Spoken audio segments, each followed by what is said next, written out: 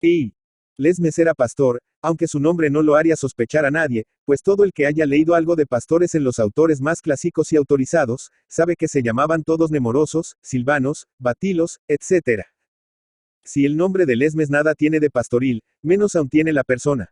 Pues es sabido que todos los pastores como Dios manda, son guapos, limpios, discretos, músicos, cantores, poetas y enamorados, y Lesmes podía apostárselas al más pintado a feo, puerco, tonto, torpejón para la música, el canto y la poesía, y el amor estomacal era el único que le desvelaba. Lesmes tenía, sin embargo, algo de pastor, aparte, por supuesto, de lo de guardar ganado, era curandero. Nadie ignora que la flor innata de los curanderos sale del gremio pastoril. La voz del pueblo, que dicen es voz de Dios, aseguraba que Lesmes triunfaba de todas las enfermedades. Pero yo tengo una razón muy poderosa para creer que la voz del pueblo mentea como una bellaca, y, por consiguiente, no es tal voz de Dios ni tal calabaza. Lesmes padecía una terrible hambre canina, a la que debía el apodo de tragaldabas con que era conocido, y toda su ciencia no había logrado triunfar de aquella enfermedad.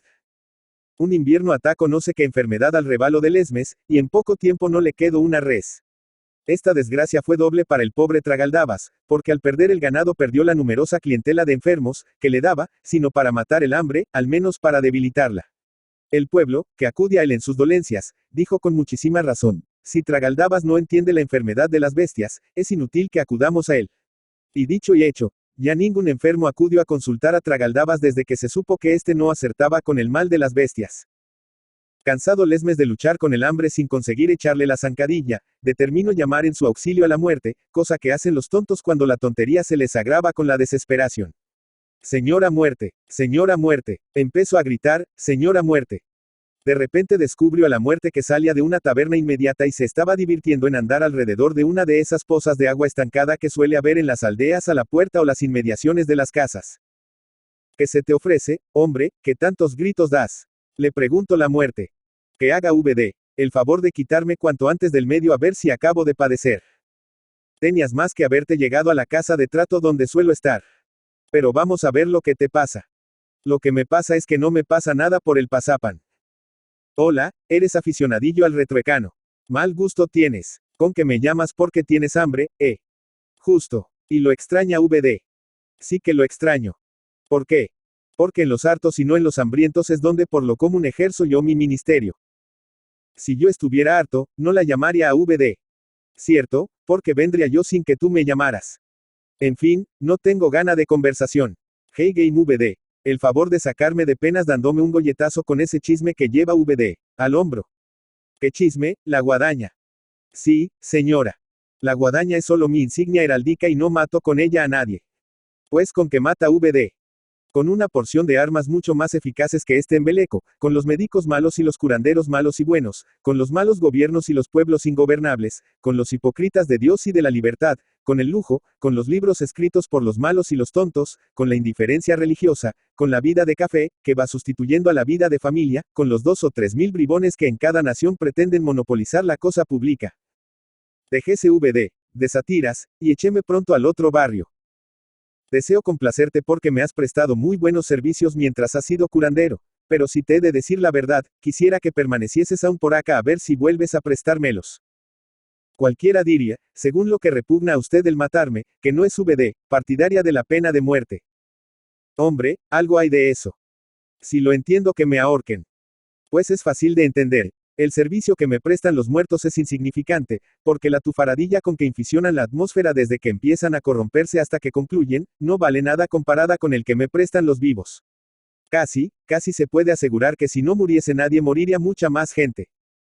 Vamos, VD. Me quiere volver tarumba con sus paradojas. Me quita VD. Del medio, sí o no. No. Pero no ve VD, que entonces me voy a morir de hambre. Yo que no te mueras. ¿Cómo? Comiendo.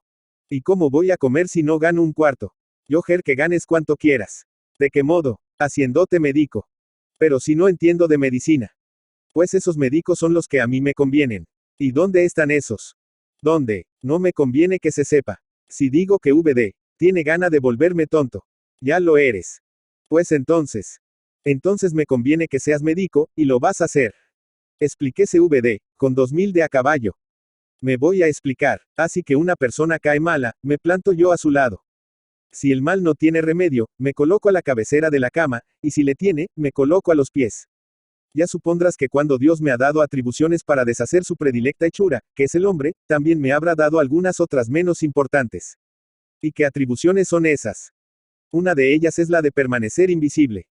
A los ojos de todos. Sí. Esa es grilla. Mire VD. Si los médicos la veran a VD. Verme a mí los médicos. Tú estás tocando el violón. Pero volvamos a tu medicatura. Dir a VD. A mi curanderia. ¿Por qué? Porque no teniendo título seré curandero y no médico. Lo mismo da. Lo que no da lo mismo es la ignorancia y la ciencia. Pues como iba diciendo, yo soy invisible para todo el mundo y dejaré de serlo para ti. Entras a ver a un enfermo, y si me ves a la cabecera de la cama dices que el enfermo no tiene remedio por haberte llamado tarde. El enfermo se muere y todos dicen, ¿qué ojo tiene ese de Lesmes? En echándole ese a uno el fallo, ni toda la veterinaria le salva. Pero si me ves a los pies de la cama dices que tú respondes de la vida del enfermo, aunque le has encontrado ya medio muerto. Le das cualquier cosa para hacer que hacemos, y como el enfermo se salva, dicen todos. Este de Lesmes resucita a los muertos, y no tienes bastantes pies para visitar ni bastantes manos para embolsar dinero. ¿Con qué te parece mi proposición? Me parece a pedir de boca, pero me ocurre una duda. Vamos a ver qué duda es esa. Yo no puedo creer que me proteja VD, por mi buena cara, y quisiera saber qué mira se lleva VD, en ello. En primer lugar, la de satisfacer una deuda de gratitud, porque ya he dicho que me serviste en grande cuando eras curandero, y en segundo, la de que vuelvas a servirme. ¿Y cómo le he de servir a VD? Te diré, los médicos de gran reputación son los que a mí me convienen, con tal que su reputación sea injusta, y de este número serás tú. No lo entiendo. Tú no entiendes nada, y así me gustan a mí los médicos. Cuando hayas adquirido gran reputación, te consultarán muchísimas gentes, sanas y buenas, y las pondrás enfermas a fuerza de hacer con ellas barbaridades. Esta VD, muy equivocada, que a todo aquel a cuyo lado no la vea a VD, le diré que no está enfermo. Guárdate de decirle tal cosa. ¿Por qué? Porque, diciéndosela, perderás reputación y dinero. Sape, no echar en saco roto el consejo. Aunque es de la muerte, es saludable. Ea, voy a ver si me sale por ahí alguna buena visita y saco la tripa de mal año. Con que hasta la vista, señora muerte. Hasta luego, Tragaldabas.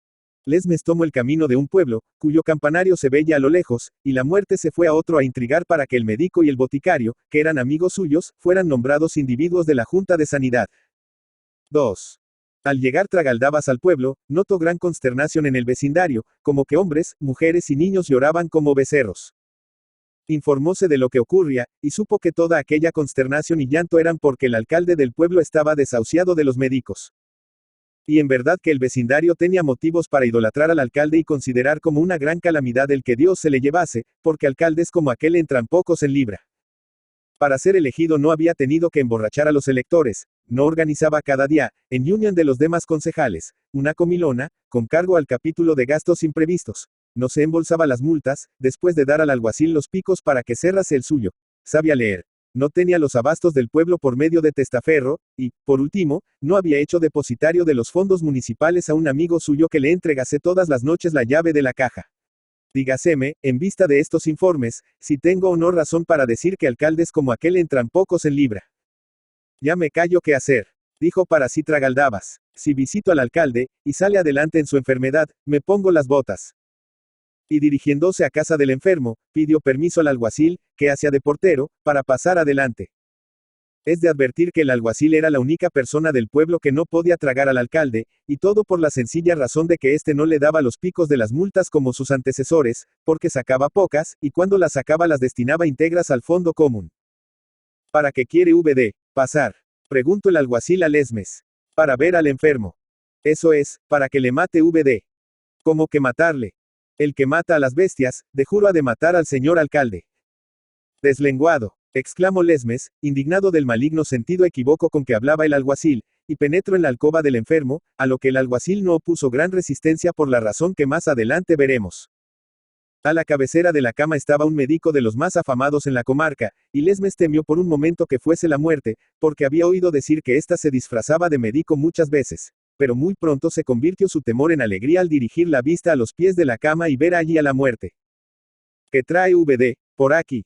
Le preguntó la alcaldesa, que, entre paréntesis, tenía muy buenos bigotes. Vengo a dar la salud al señor alcalde, contestó Lesmes. El señor alcalde, replicó irritado el médico, solo debe ya esperar la salud de Dios y de la ciencia. Pues con la ayuda de Dios y de la ciencia se la voy yo a dar. Ciencia VD, dijo el médico con la risa del conejo. Ciencia yo, sí señor. Aunque la ocasión no era para risas, todos, inclusa la alcaldesa, estuvieron a punto de reír a todo trapo al ver la estupidez de aquel zamarro, que creía poder dar la salud a un moribundo, desahuciado de los mejores médicos. El alguacil se había acercado a la alcoba, atraído por aquel altercado, y como tenía ganas de que cuanto antes se llevase la trampa al alcalde, y creía muy a propósito a Tragaldabas para despacharle pronto, única razón porque no había opuesto gran resistencia a la entrada del curandero, tomó la palabra en favor de este, diciendo por lo bajo a la alcaldesa, que repito tenía muy buenos bigotes.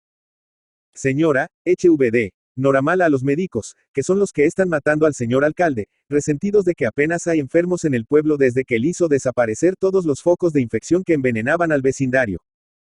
La alcaldesa era crédula, como lo son casi todas las mujeres, cosa que, nos tiene mucha cuenta a nosotros los tunos de los hombres, y creyó de buenas a primeras al alguacil. Yo opino, dijo al médico, que si Lesmes insiste en que él es capaz de sacar adelante a mi marido, debemos poner en sus manos al enfermo. Señora, exclamó el médico asombrado de la credulidad de la alcaldesa, esta VD, chispa o se ha vuelto loca. Ni lo uno ni lo otro. VD, y sus compañeros han dado por muerto a mi marido. Este hombre dice que él se compromete a resucitarle, y yo quiero probar si le resucita, que de todos modos, de muerto no ha de pasar mi marido. Oír esto el médico, y tomar la puerta como si le hubieran puesto un cohete en salva la parte, todo fue uno.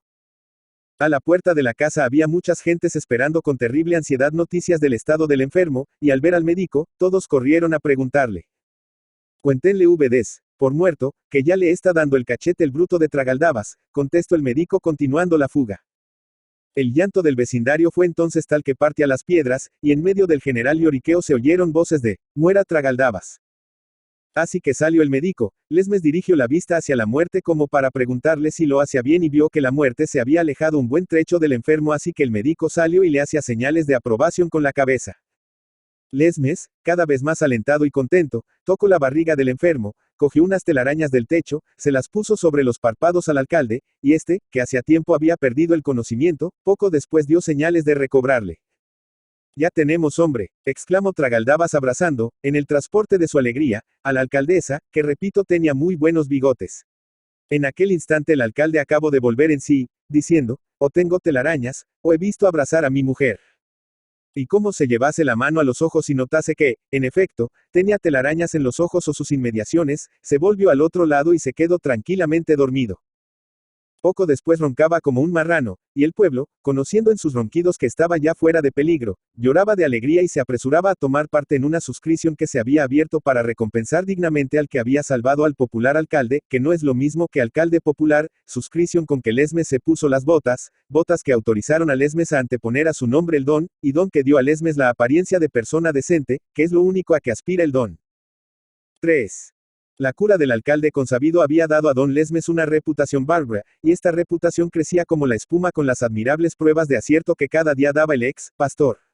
Si de Lesmes decía, este enfermo se muere, el enfermo se moría, aunque su enfermedad consistiese en la picadura de una pulga. Y si, por el contrario, decía, este enfermo se salva, el enfermo se salvaba, aunque su enfermedad consistiese en la picadura de una culebra de cascabel. El ojo de Lesmes era ya más célebre que el del boticario de la Pedrada. Cuentase, y por sabido lo callara yo si no viniera tan a cuento, que cierto sujeto llamó a un médico y le dijo que estaba enfermo sin saber cuál fuese su enfermedad, pues no le dolía nada. Lo más raro de este pícaro mal, añadió, es, que tengo buen humor, buen sueño y buen apetito. Pues no le dé a VD, cuidado, le dijo el médico, que ya le quitaremos a VD, todo eso. Y en efecto, a fuerza de cama y medicinas y dieta y sobaduras, le quito todo aquello, es decir, el buen humor, el buen sueño y el buen apetito. Lesmes era llamado con frecuencia por personas a cuyo lado no veía la muerte, lo que probaba que se le llamaba para curar un mal imaginario. A pesar del encargo que le había hecho la muerte de que se acordara de desengañar a tales enfermos, al principio los desengañaba, porque proceder de otro modo le repugnaba mucho, pero pronto tuvo que abandonar tal sistema. Los pretendidos enfermos a quienes no ponían cura porque no lo necesitaban, le echaban enhoramala diciendo que era un bruto que no entendía su enfermedad, e iban a dar su dinero a otro médico, a quien ponían en las nubes porque los jaropeaba de lo lindo. En vista de esto, Delesmes se decidió a seguir el consejo de la muerte, quitándoles, como el médico del cuento, el buen humor, el buen sueño y el buen apetito a fuerza de cama, medicinas, dieta y sobaduras. Repito que la fama de Delesmes crecía como la espuma. A los médicos se les llevaba con razón el diantre al ver que un intruso en su facultad no les dejaba ganar un cuarto, y rabiaban por acudir al subdelegado de medicina para que pusiese las peras a cuarto a Delesmes. Pero era la gaita que en aquel país no había tal subdelegado ni tal niño muerto, porque allí era enteramente libre el ejercicio de la medicina. Señor, que un enfermo era tan animal que llamaba a un albeitar en lugar de llamar a un médico y reventaba con la medicina que le daba el albeitar. En el pecado llevaba la penitencia. Pues no faltaba más que no se permitiera en un país civilizado y libre curar los enfermos sin licencia del gobierno, cosa que se permite en la misma África, tan atrasadota y bárbara que muchos españoles emigran a ella. Pero a pesar de su gran reputación y su numerosa clientela, Tragaldabas no ganaba lo bastante para satisfacer el hambre canina que siempre le había devorado y que era cada vez mayor, hasta el punto de parecer insaciable. Es tontería, decía para sí Delesmes, para comer y beber como yo deseo, se necesita una renta de 10.000 duros al año, y no gano la mitad, aunque hago la infamia de no desengañar a los enfermos imaginarios. Está visto que como no tenga la suerte de que algún rey, príncipe o señor nazi me nombre su médico de cámara, nunca me veré harto.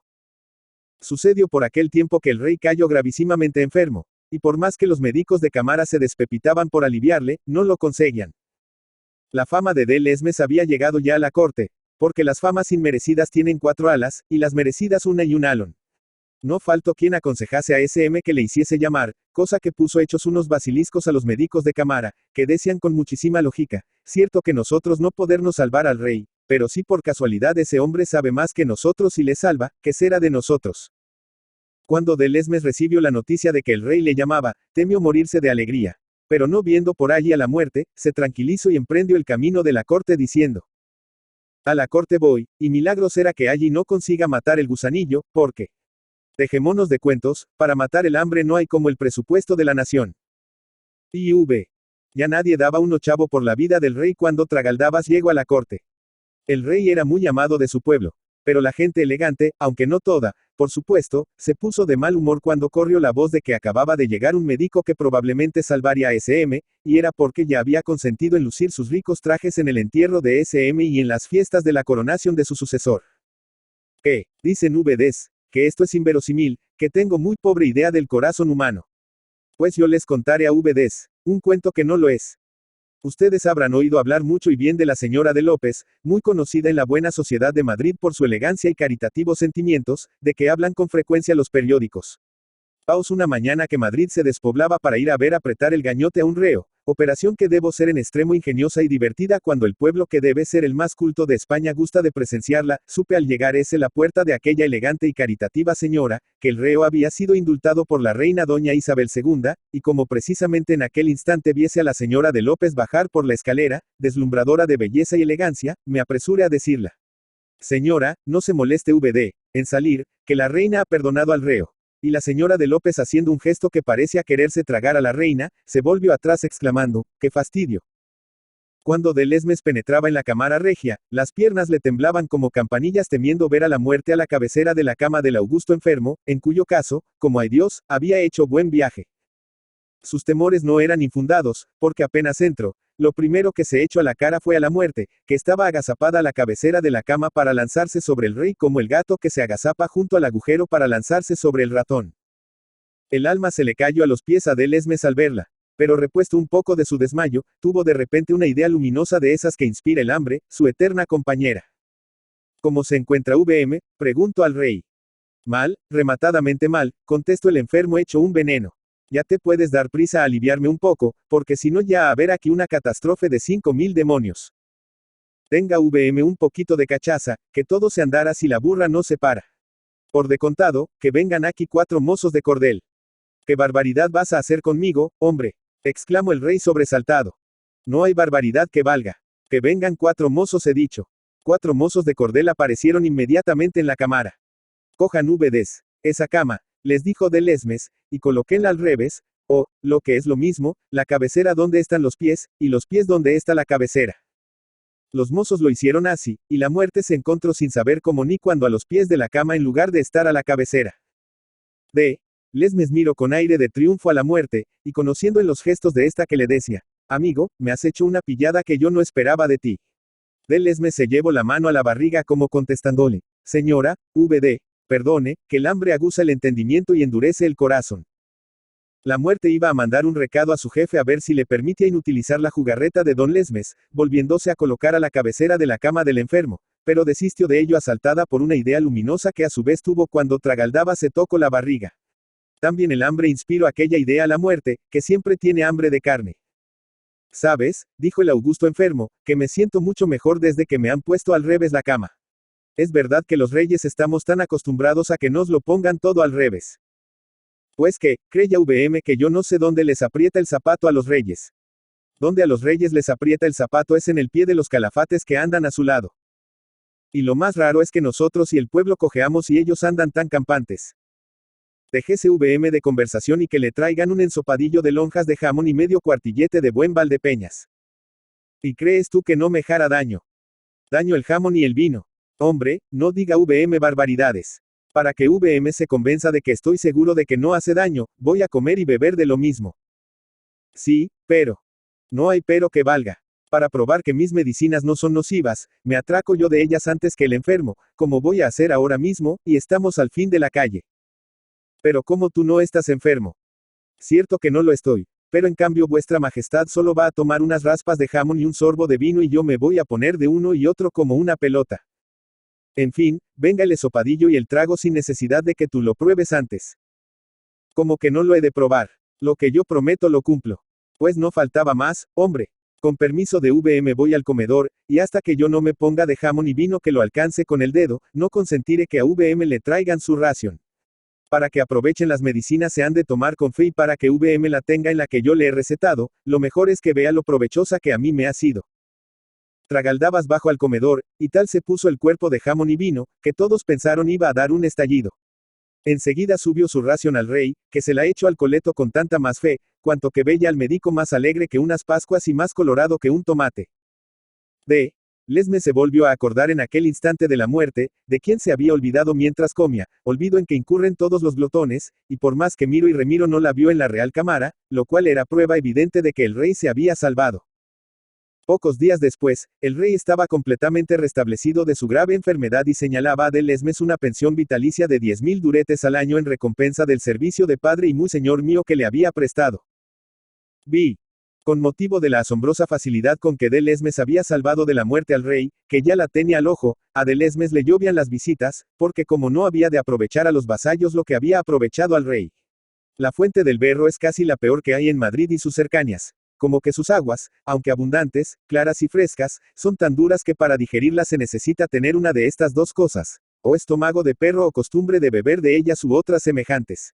Y, sin embargo, el público las tiene por las mejores de Madrid y sus cercanías por la única razón de que las bebían los reyes, y volverán a beberlas. Cuando Carlos III vino a Madrid, como estaba acostumbrado a las aguas de Nápoles, que son gordas, le sentaron mal las de Madrid, que son delgadas. Buscaronse aguas que se pareciesen todo lo posible a las de Nápoles, y como el rey probase las del Berro y le sentasen bien, continuó bebiéndolas, y desde entonces aquella fuente vino surtiendo a palacio, porque acostumbrada la familia real a sus aguas, le sentaban al parecer bien. El público, que veía todos los días conducir a palacio, en relucientes cántaros, el agua de la fuente del Berro, cuya injusta reputación prueba que en la corte la frescura y no el verdadero mérito es lo que priva, cree que la fuente del Berro es un prodigio, y el público que veía conducir todos los días a palacio en relucientes carrozas a Delesmes, creía que Delesmes era también un prodigio de ciencia médica.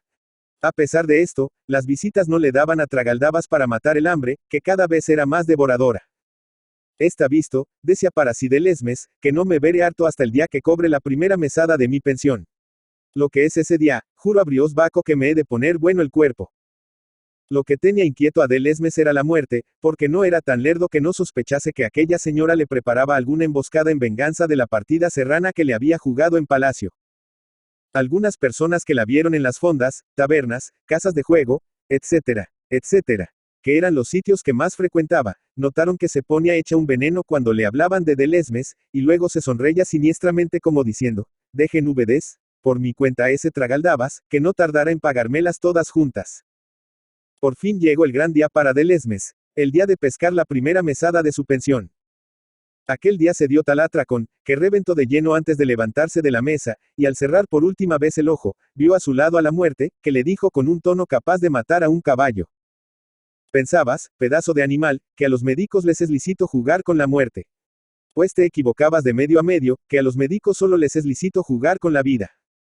La moral de esta narración, en que la muerte no desperdicia ocasión de morder a los médicos, es que los médicos como Dios Renanda hacen muy mal tercio a la muerte, y por consiguiente son utilísimos a la humanidad.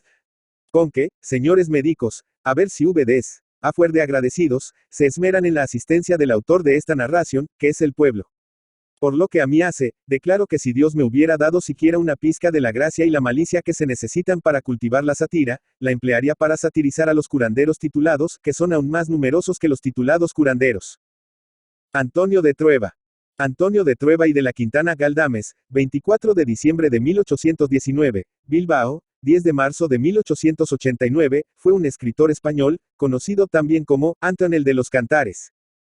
Nació en la localidad vizcaína de Galdames el 24 de diciembre de 1819 y su nombre completo era Antonio María de Trueba y de la Quintana. Hijo de campesinos muy pobres, su vocación literaria se despertó con los romances de ciego que le traía su padre cuando venía de visitar una feria. Tuvo que abandonar pronto la escuela para trabajar la tierra y el mineral de las minas de las Encartaciones, su lugar natal. Cuando contaba 15 años, 1834, marchó a Madrid para evitar la Primera Guerra Carlista. Allí se empleó en la ferretería de un tío suyo y robó tiempo al sueño instruyéndose de forma autodidacta y leyendo autores románticos españoles.